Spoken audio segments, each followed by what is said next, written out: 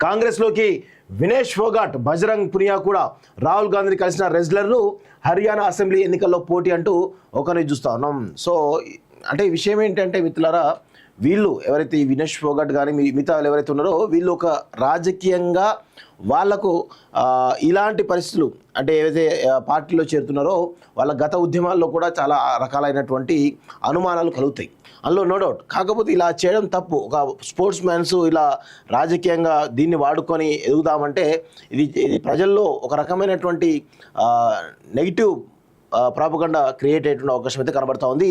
ప్రముఖ రెజ్లర్ వినేష్ ఫోగాట్ ప్రత్యక్ష రాజకీయాలకు రావడం ఖాయమైపోయినట్లు కనిపిస్తోంది. బుధవారం ఆమె రాహుల్ గాంధీతో సమావేశం చర్చనీయాంశమైంది. వినేష్తో పాటు బజరంగ్ పునియా కూడా రాహుల్ను కలిశారు. హర్యానా అసెంబ్లీ ఎన్నికలు సమీపిస్తున్న వేళ ఈ పరిణామాలు ఆసక్తి రేపుతున్నాయి. ఎన్నికల్లో వినేష్ పునియా పోటీ ఖాయమేనన్న అభిప్రాయాలు వ్యక్తమవుతున్నాయి.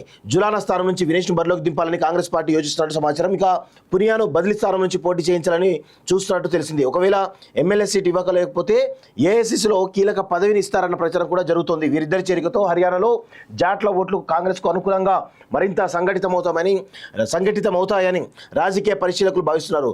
ఫోగాట్ కాంగ్రెస్ తరఫున పోటీ చేసినా ప్రచారం చేసినా పెద్ద సంఖ్యలో ఓట్లు వస్తాయని, మహిళలు నీరాజనాలు పడతారని పేర్కొన్నారు. కాంగ్రెస్ ఆప్ మధ్య సీట్ల సర్దుబాటుపై చర్చలు జరుగుతున్నటువంటి వేళ వీరిద్దరూ కాంగ్రెస్లో చేరితే పార్టీకి మరింత బలం చేకూరినట్లవుతుంది. హర్యానా అసెంబ్లీలో 90 సీట్లుండగా ఆప్ తమకు 10 స్థానాలు కావాలని డిమాండ్ చేస్తున్నట్లు తెలిసింది. అయితే కాంగ్రెస్ మాత్రం 7 సీట్ల కంటే ఎక్కువ ఇవ్వబోమని చెప్పినట్లు సమాచారం. మరోవైపు వినేష్ సోదరి బబిత 2019లో బీజేపీ తరఫున దాద్రి నుంచి పోటీ చేసి ఓడిపారు. అదే స్థానంలో బబితకు పోటీగా వినేష్ దించాలని కాంగ్రెస్ ఆలోచన చేస్తున్నట్టు సమాచారం. కాగా హర్యానా అసెంబ్లీ ఎన్నికలకు 67 మంది అభ్యర్థులతో తొలి జాబితాను బీజేపీ బుధవారం విడుదల చేసింది. దాని ప్రకారం లద్వా నుంచి సీఎం నాయబ్ సైని పోటీ చేయనున్నారు అని చాలా క్లియర్గా తెలుస్తూ ఉంది. సో అంటే ఎప్పుడైనా కానీ గుర్తుపెట్టుకోండి, ఉద్యమాలు చేసే వాళ్ళు ఎవరైతే ఉన్నారో రాజకీయాలకు అతీతంగా ఉండాలి. సరే, రాజకీయ పార్టీల యొక్క సపోర్ట్ కావచ్చు, రాజకీయ నాయకుల సపోర్ట్ కావచ్చు, ఉండొచ్చు కాక.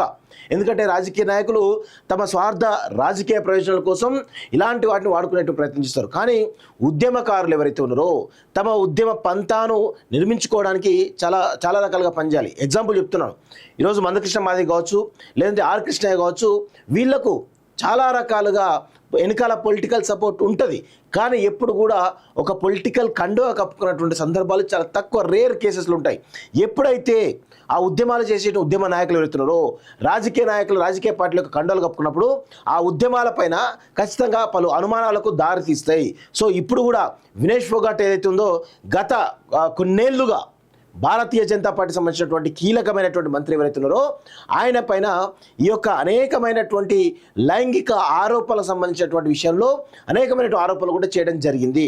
సో ప్రస్తుతం ఉన్నటువంటి పరిస్థితుల్లో ఈమె కాంగ్రెస్ కండు కప్పుకోవడం కావచ్చు, లేకపోతే మిగతా ఎవరైతే ఉన్నారో ఆయన కూడా కాంగ్రెస్ కండు కప్పుకోవడం కావచ్చు, ఏదైతుందో వాళ్ళ ఉద్యమంలో ఏదైతే చెప్తున్నటువంటి నిజాయితీ ఏదో ఆ నిజాయితీ కోల్పోయేటువంటి అవకాశం అయితే చాలా స్పష్టంగా ఉంటుంది. మిత్రులు గుర్తుపెట్టుకోండి, ఇది భారతీయ జనతా పార్టీ మీద వాంటెడ్లీ ఒక పొలిటికల్ రెవిలరీ భాగంగా జరుగుతున్నటువంటి విమర్శలు తప్ప వేరే కాదు అనే దాంట్లో ప్రజల్లో ఒక బలమైనటువంటి చర్చ జరిగేటువంటి అవకాశం అయితే చాలా స్పష్టంగా కనబడతా ఉంది. సో కాంగ్రెస్ పార్టీ దీన్ని కూడా ఆలోచించుకోవాలి, ఇది కరెక్ట్ కాదు.